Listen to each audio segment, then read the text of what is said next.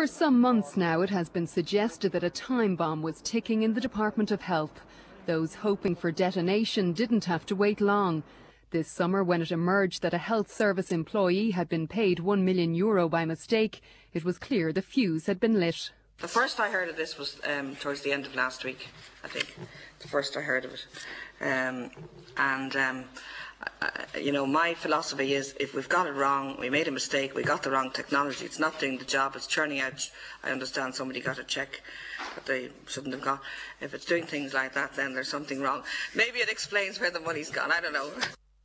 The now infamous PPARS payroll system and its sister financial system FISP were today confirmed as computing casualties of the controversy and officially put on hold. Over recent years within the HSE, PPARS has been heralded as revolutionary, but following an overrun of tens of millions, €116 million spent and a projected final cost of closer to €200 million, it seems the new health authority instead feared what was on the horizon. However, signs that storm clouds were gathering have been steadily emerging over recent years. Last September, project stakeholder IBM said they were unhappy with how PPARS was proceeding. In a report seen by Primetime, the company said they were worried that elements of the project were being drawn out and constantly changing. There was confusion and concern and grey areas over who exactly was responsible.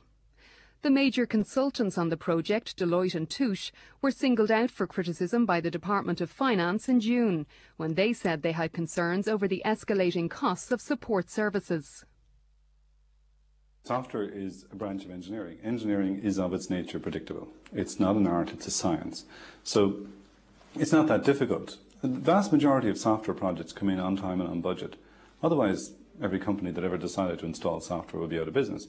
So this is typically the practice. Stuff comes in on time and on budget. But crucially, you have to have good management on the part of the provider. You've got to have good management on the part of the customer. You can't just chuck this over the fence and hope it's okay on the day. We're in an economy which is moving very fast and where there's a huge demand for expertise.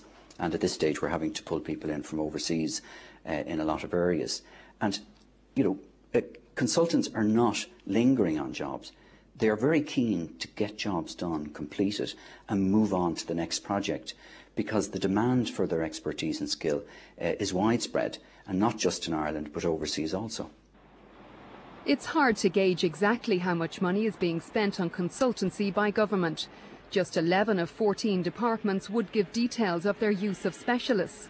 Even then, costings are only available on 21 of the 49 contracts awarded to 3 top-name companies over the last 5 years. After the negative publicity surrounding PPARS, however, the pressure's now on to get value for taxpayers' money. One definite consequence of this would be that there would be a reflection on it to see what went wrong and how can we avoid this in the future. But we must be careful that we don't throw the baby out with the bathwater, so to speak, insofar as consultants are not hired willy-nilly by the public service. They are taken after a long process of reflection and only brought in when it is sure that the expertise that is necessary cannot be guaranteed from within the public service. And so it is not fair to say that, for example, we do not want a scenario arising where, because of this PPARS incident, civil servants are afraid to progress with work. Yesterday, the Dáil heard that the Department of Social Welfare plans to roll out a new IT system next year. It's expected to cost €1 million, and again we're being assured that it'll be money well spent.